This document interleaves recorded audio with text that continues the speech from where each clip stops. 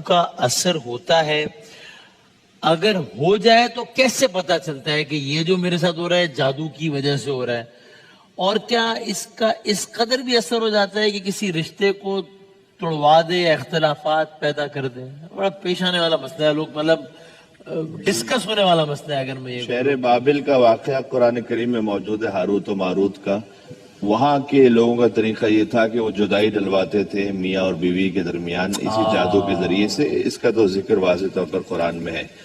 اور وہ جب جادو سکھاتے تھے لوگوں کو تو یہ کہتے تھے کہ یہ فتنہ ہے، یعنی تمہارا امتحان ہے، ہم فقط جادو توڑنے کے لیے تمہیں وہ جادو سکھا رہے ہیں، تم یہ کام نہ کرنا کہ تم اس جادو کو سیکھ کر، کیونکہ جادو کے توڑ کے لیے بھی آپ کو کوئی عمل کرنا پڑتا ہے، تو اس کے ذریعے سے پھر تم میاں بیوی کے درمیان جدائی ڈلواؤ، لیکن وہ اس امتحان میں کامیاب نہیں ہو سکے۔ تو اس سے سمجھ میں یہ آتا ہے کہ جادو تو ہے، اس کی حقیقت ہے، اور ہاں یہ ضرور ہے۔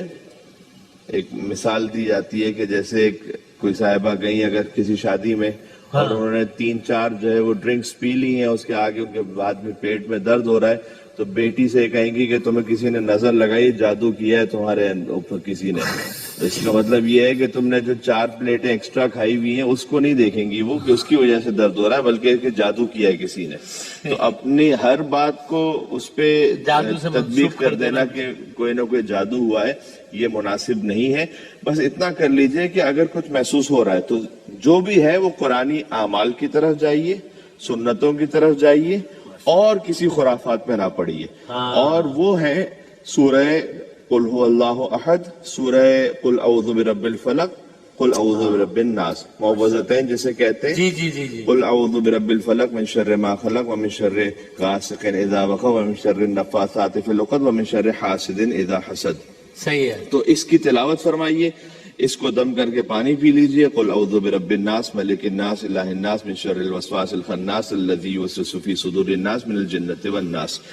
وہی یکاد الذین کفروا والی آیت سورہ قلم کی جو آخری 2 آیتیں ان کو پڑھیے۔ وہ حضور مکرم صلی اللہ علیہ وسلم پر نظر لگانے کی کوشش کی گئی تھی، تو اس کی بھی اس کا مطلب ایک حقیقت ہے۔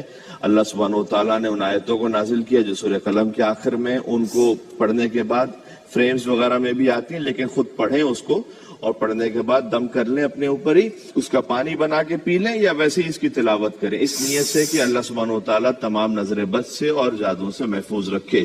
اس کے بعد مطمئن ہو جائیں، اس کے بعد اپنے آپ میں تسلی کر لیں کہ جو اللہ سبحانہ وتعالیٰ نے چاہا تھا وہ میں نے انجام دے دیا ہے۔ اور پھر اپنے اعمال پر یوں بھی غور کر لیجئے کہ بسا اوقات ہمارے اعمال کی وجہ سے کچھ مکافات عمل ہوتے ہیں، کسی کا حق کھایا ہوا ہے۔ اب مثال کے طور پر میں ویسے تو زندگی میں بڑا اچھا بنتا ہوں، لیکن بہن کا حق کھایا ہوا ہے وراثت میں۔